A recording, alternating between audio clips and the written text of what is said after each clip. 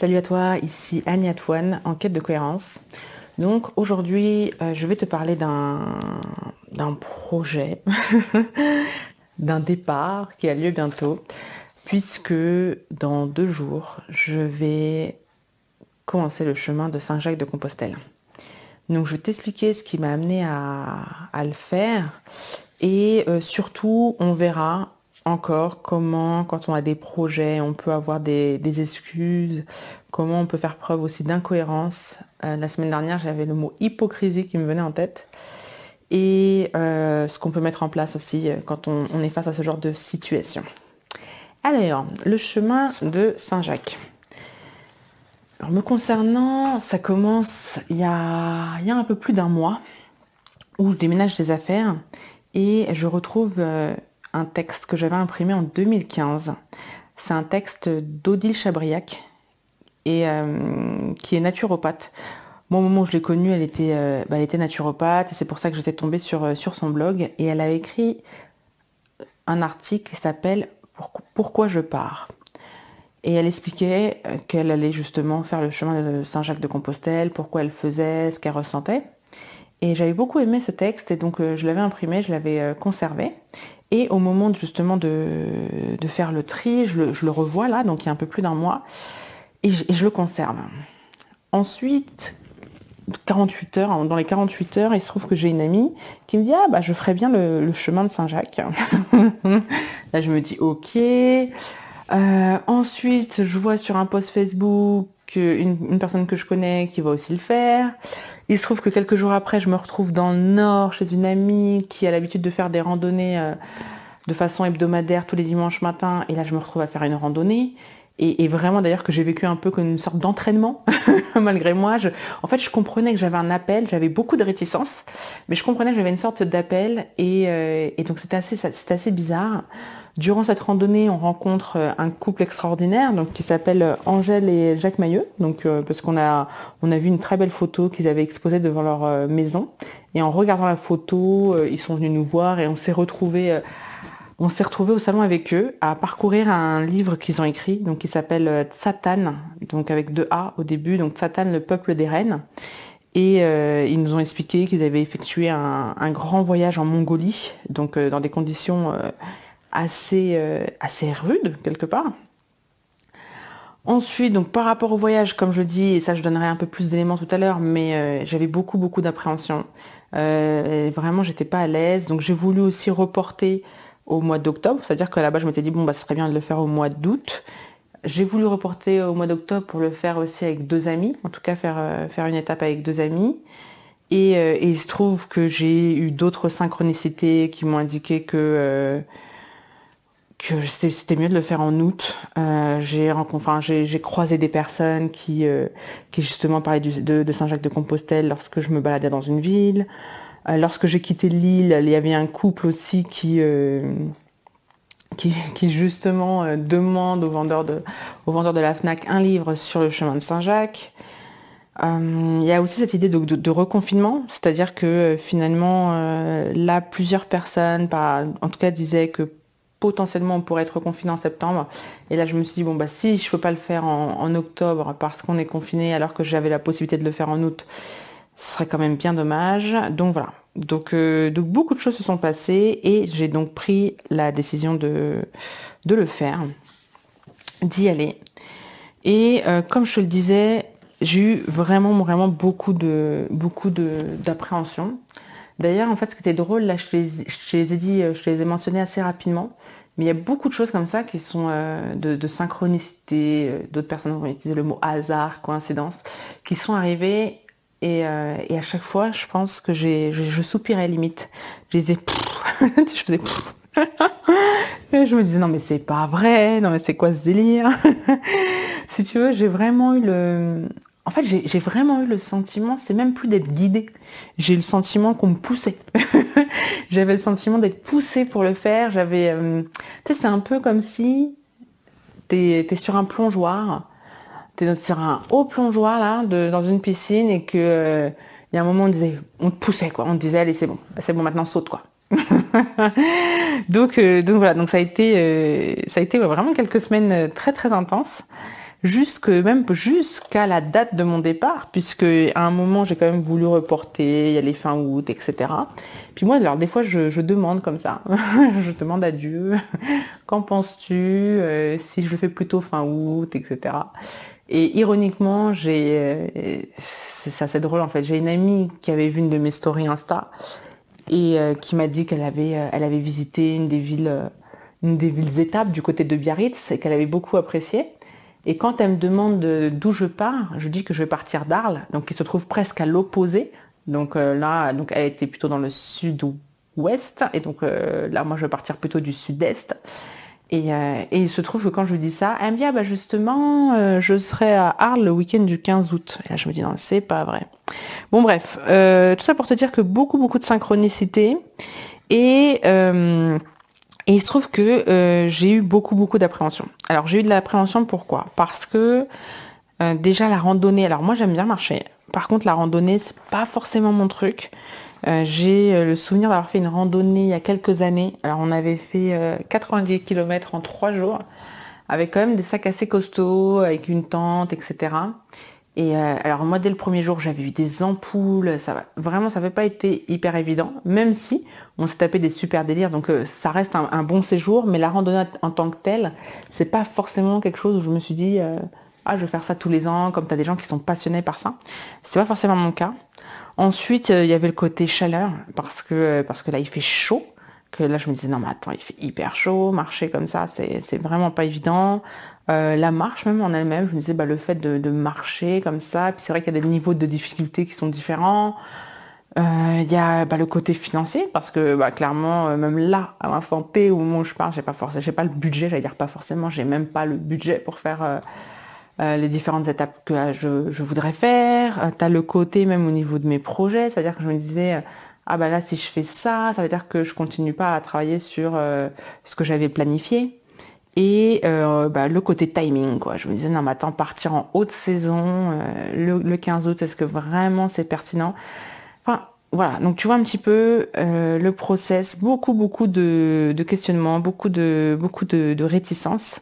Et, euh, et c'est vrai que, comme je dis, je pense que c'est aussi lié justement à mon motivation. Parce que c'est vrai que bah, au moment où je sentais un petit peu l'appel, bah, j'avais pas une très grande motivation.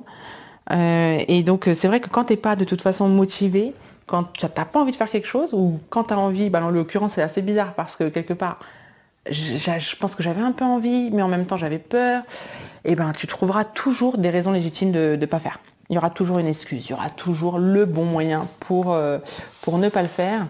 Et si tu veux, ce qui est assez ironique, c'est que j'ai eu des réponses sur plusieurs points, en tout cas sur plusieurs de mes peurs. Donc là, juste pour faire le parallèle, toi avec ton projet, comme je te le disais, tu auras toujours une excuse. Quand tu ne veux pas faire quelque chose ou quand tu as peur de faire quelque chose, tu auras des excuses. Donc ce que je t'invite à faire, c'est de les lister.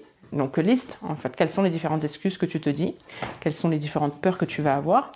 Et alors moi pour te dire par exemple des réponses que j'ai eues par rapport à ces appréhensions, c'est justement le côté de ah non mais faire le chemin de Saint-Jacques-de-Compostelle, je me disais non mais c'est quand même trop dur. Comme je te le disais, on a rencontré ce couple et donc Angèle et Jacques Mailleux qui nous ont raconté quand même leur séjour en Mongolie. Et donc ça s'est fait quand même dans des conditions où bah, des fois ils avaient des températures à moins 20 degrés, si ce n'est plus. Hein. D'ailleurs j'ai pas le souvenir exact.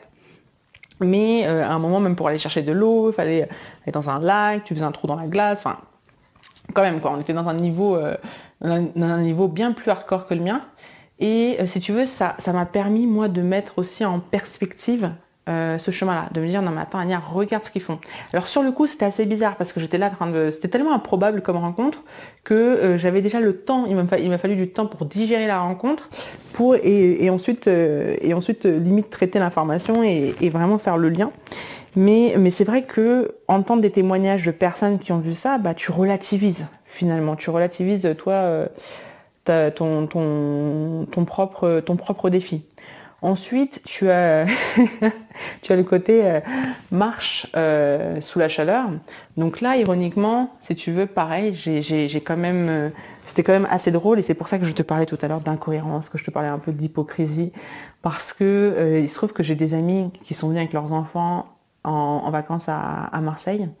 Et la même semaine d'ailleurs, j'ai une autre amie qui est venue emménager aussi à Marseille. Donc j'en ai profité donc pour les voir tous. Et si tu veux, il y a quand même une journée où j'ai marché plus de 18 km, donc sous le soleil finalement. Il faisait chaud, même s'il y avait la mer à côté, il faisait quand même chaud et j'étais en tongs. Donc, si tu veux, il y a un moment où tu te dis, ok, je peux pas marcher, c'est compliqué. Parce qu'en fait, je me disais, j'ai quand même besoin de m'entraîner. Il me faut limite plusieurs mois d'entraînement avant de le faire. Enfin, là, je me suis dit, non, Ania, écoute, si tu peux marcher 18 km à Marseille en tongs sous la chaleur, en plus on était quand même dans des températures caniculaires, je me suis dit, tu vas gérer le chemin. Ensuite, il y avait le côté aussi timing, bon, le week-end, le fait que ce soit aussi en août, en autre saison, etc. Et là, je me suis dit, bon, ok, Ania, arrête un peu. Donc là, c'est vraiment pour te dire que, encore une fois, tu auras toujours une excuse, donc décortique au maximum et va au-delà de ça. C'est-à-dire que là, je sais pas, peut-être que je sais pas combien de temps je le ferai, peut-être que je ferai une étape, peut-être que je ferai 24 heures, peut-être que je ferai une semaine, peut-être que je ferai 3 jours, peut-être que je ferai 2 semaines, peut-être que je ferai 3 semaines, j'en sais rien finalement. Mais si tu veux, pour moi là c'est vrai que c'est important en fait de lancer la balle, de débuter, de mettre un pied dedans et de me dire ok, je le commence, je sais pas jusqu'où je vais. Et d'ailleurs c'est pas forcément l'objectif pour moi, il n'est pas dans un premier temps d'aller jusqu'au bout, même au niveau timing, etc. Je sais pas trop si c'est viable même, mais c'est au moins de me dire ok, je me lance et quitte à faire même comme plusieurs personnes, c'est-à-dire de le faire étape par étape, je ferai étape par étape, mais c'est parti. Et je m'aligne et je suis à l'écoute de moi-même. Donc, l'importance de prendre aussi une décision. C'est-à-dire que moi, il y a un moment, j'hésitais beaucoup. J'étais, comme je te le disais, j'étais très... j'étais beaucoup dans le doute et il y a un moment, j'ai pris la décision. J'ai dit, ok, j'y vais. Et d'ailleurs, c'était drôle parce que ma mère me disait, oui, donc... elle me disait avant-hier, elle me disait, bon, la semaine prochaine, si tu pars pas dimanche. Et je disais, non, maman. Je dis, quoi qu'il arrive, je pars dimanche. Je pars dimanche, je sais pas ce qui se passe, mais je veux dire, à moins vraiment d'un grand imprévu comme ça, mais j'ai dit ma décision, elle est claire, je pars dimanche. Et donc ça c'est important pour toi, même par rapport à tes projets, de prendre une décision. Prends la décision. Ensuite, ce qui m'a moi beaucoup aidé, c'est le fait d'en parler à d'autres personnes. Donc il y a un moment j'ai mis un message comme ça sur Facebook et j'ai demandé, j'ai dit ok, est-ce qu'il y a des personnes qui l'ont fait, j'ai échangé et les retours que j'ai eus ont été très très forts. C'est-à-dire que les personnes m'ont expliqué que de toute façon c'est non seulement un chemin où bon, tu marches, mais il y a un véritable chemin intérieur derrière ça. Chacun le vit à sa manière, donc elles m'ont bien dit que c'était important de s'écouter, d'être à l'écoute de soi, d'aller à son rythme. Il n'y a pas de pression. Dans les moments où tu as besoin d'être seul, tu es seul. Dans les moments où tu veux être entouré, t'es entouré, mais c'est d'être à l'écoute de soi. Donc là, c'est aussi important. Donc là, pour faire le lien encore une fois avec ton projet, si tu vois, tu as des appréhensions, si tu sens, par exemple, moi j'ai vraiment fait une montagne de ça, j'ai le sentiment, c'est bien de parler à des personnes qui ont déjà ce que toi tu veux, qui ont déjà réalisé ce que tu veux, même si c'est des choses qui peuvent être similaires, ça va te permettre aussi de mieux l'appréhender, de faire redescendre la pression, d'anticiper, c'est-à-dire que moi j'ai eu aussi beaucoup de conseils, donc ça m'a permis aussi de me sentir mieux, et donc voilà. Ensuite, avoir la bonne attitude. Moi, honnêtement, par rapport à ce chemin-là, j'ai été, comme je te dis, d'ailleurs, je le redis, mais j'étais dans l'appréhension, j'étais dans la peur, et donc il y avait l'appréhension, la peur, il y a plusieurs peurs, donc peur que ce soit au niveau santé, que ce soit la peur du manque, que ce soit la peur au niveau financier, la peur de l'inconnu aussi, parce que là, c'est assez étrange, mais je sens que ça va être aussi un tournant pour moi, et quelque part, j'avais peur de sauter le pas. Et ce qui est drôle, c'est que ça va aussi avec mes intentions. Donc ça, je vais faire le lien du coup avec le pourquoi. Parce que finalement, je ressentais l'appel, j'étais guidée et on m'a posé la question hier plusieurs fois. Mais Ania, pourquoi tu veux le faire? Et c'est vrai que je me suis rendu compte, bon, que je ressens aussi une envie de me détacher, en fait, de ressentir un sentiment de détachement. Et d'ailleurs, j'avais fait aussi un audio qui parlait de ces habitudes auxquelles qu'on a, de certaines addictions qu'on peut avoir. Et c'est vrai que j'ai mis l'intention d'avoir plus de détachement. C'est lié au fait aussi que depuis plusieurs années, quand même, j'ai envie d'avoir un mode plus minimaliste. Et j'ai envie de te dire, quoi de mieux que de marcher en sac à dos. Je veux dire, en termes de minimalisme, on est pas mal. Et il y avait aussi le côté spiritualité, donc ça c'est aussi l'intention que j'ai émise, à savoir voilà, avoir plus de spiritualité dans ma vie, me sentir plus connectée. Et donc c'est vrai que finalement, quand on analyse tout ça, on se dit mais ce chemin il tombe à pic, dans ma vie. Oui, donc c'est parfait finalement. Mais c'est vrai que il m'a fallu quand même quelques temps avant d'avoir cette attitude-là. C'est-à-dire qu'avant de passer de la peur, de la crainte, de l'angoisse même parfois, à ce sentiment, non mais waouh, en fait c'est ça, d'être plus positive par rapport à ça. Et donc ça c'est vraiment très important. Donc j'ai vraiment aussi que toi par rapport à ton projet, tu puisses observer l'attitude que tu as. Quels sont les mots que tu utilises quand tu en parles? Quelle émotion tu ressens? Et essaye de voir, est-ce que vraiment tu es dans une attitude positive et est-ce que ça le démontre? Parce qu'en fait, des fois, on va se dire, ah mais si, je suis positive, mais comme cette fois, je te dis, observe les mots, quels sont les mots que tu utilises? Qu'est-ce que tu ressens au moment où tu penses à ce projet-là? Et ça, c'est vraiment important que tu t'alignes. Parce que finalement, et moi par exemple, j'ai créé là par exemple des situations malencontreuses, entre guillemets, parce que par rapport à ça, j'avais une mauvaise vibration. Parce que j'étais dans la peur du manque, et voilà. Et il se trouve justement, comme par hasard, que j'ai eu par exemple, j'ai eu un chèque pareil, que j'avais fait en début d'année qui vient d'être débité. Tu vois, le truc, tu vois, tu t'y attends pas. Et voilà, c'est fait. Et donc mais je sais que j'ai créé ça en fait. Inconsciemment, je l'ai créé parce que justement, c'est ce que je vibrais en fait. Je vibrais la peur, le manque, l'angoisse, etc. Donc ça, c'est important d'en avoir conscience le plus rapidement possible pour pouvoir switcher. Donc ça, c'est très très important. Voilà. Donc c'était un petit peu ma petite histoire du jour. Et juste quand même pour te parler d'attitude et justement d'incohérence, d'hypocrisie, je vais te partager. Alors ça c'est mon petit bonus. Mais avant, pardon, j'ai oublié un petit truc. C'est une analogie qu'une amie a faite, que j'ai beaucoup appréciée. Elle me disait, mais tu vois, Anya, parce qu'elle me posait la question par rapport à mon projet. Elle me disait, Anya, c'est quoi ton projet? En quête de cohérence, ça veut dire quoi? Quelle est ta vision? Et je lui disais, j'ai envie de montrer comme ça, de temps en temps, des fragments de mon chemin pour atteindre mes buts. Et ça, je veux le faire parce qu'en fait, finalement, c'est vrai que souvent, on va attendre, oui, le chemin, c'est plus important que l'objectif, le chemin, c'est important, et on appréhende de le montrer à l'instant T. C'est-à-dire que finalement, on va attendre d'avoir le résultat. Alors, quand je dis on, hein, je ne parle pas pour tout le monde, mais en fait, parfois, on va attendre d'avoir les résultats avant d'oser parler de notre parcours, des émotions qu'on a pu ressentir, etc. Et en fait, on va attendre vraiment on va vraiment attendre la fin.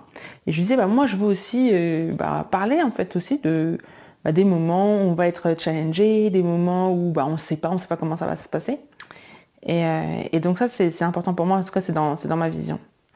Et elle me disait, mais tu vois, Anya, quand tu regardes le chemin de Compostelle, c'est aussi ça. C'est-à-dire que finalement, le plus important, c'est pas le fait d'atteindre forcément la ville finale.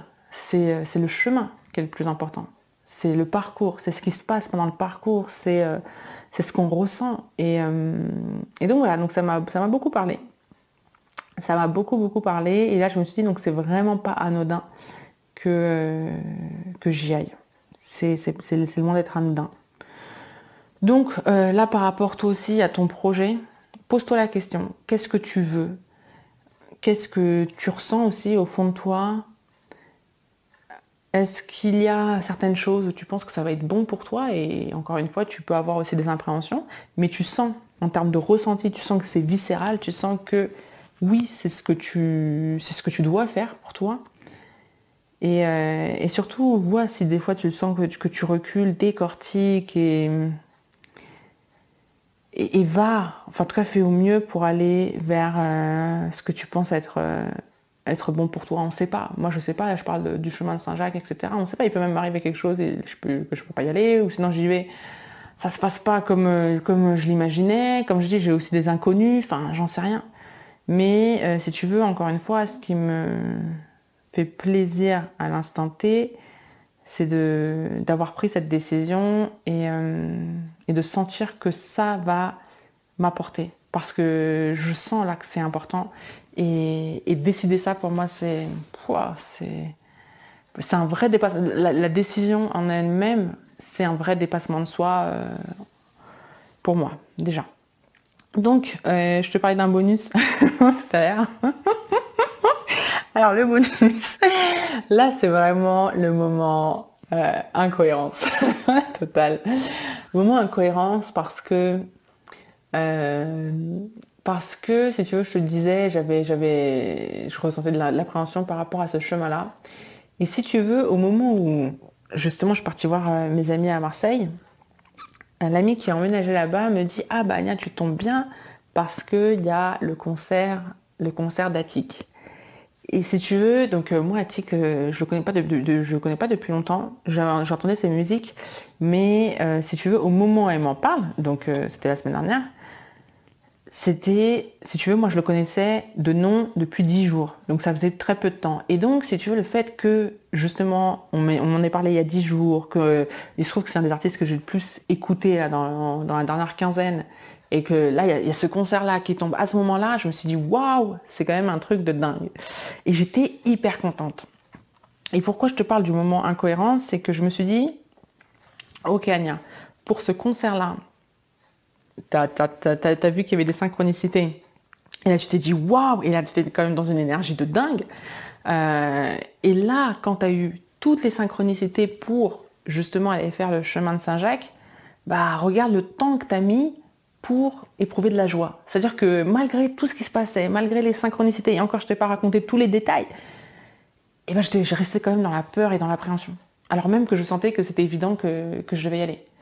Et donc voilà, c'est pour ça que je te parle d'incohérence. Et ça, c'est important que tu puisses te rendre compte de ça. C'est-à-dire que, encore une fois, quand tu ne veux pas faire quelque chose, quand tu n'es pas motivé, tu trouveras toujours des excuses, limite légitimes aux yeux des autres et aux yeux de toi-même, pour ne pas le faire et avoir une très faible motivation. Mais bizarrement, si on prend un autre élément, avec quelque part, enfin, plus ou moins les mêmes aspects, et ben, tu pourras te retrouver dans une énergie que tu n'imagines même pas. Donc voilà, donc ça c'est pour ça que c'était assez drôle. Et je vais te mettre un extrait pour finir cet audio du vocal que j'ai laissé à ce moment-là. Et je me suis dit, mais dis donc, tu vois, si j'avais eu cette énergie dès le départ pour le chemin de Saint-Jacques, bah peut-être que là j'y serais déjà, finalement. Bon allez, très très bonne journée à toi et je te dis à bientôt, ciao.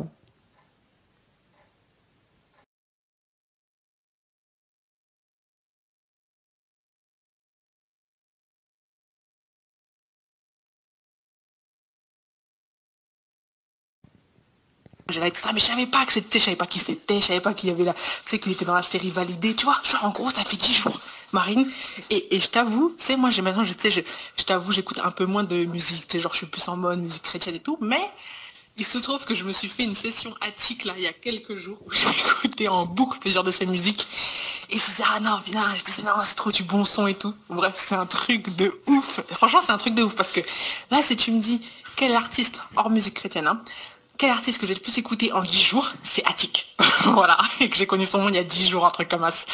Donc écoute, hyper saucé de ouf. Ouais, bah écoute,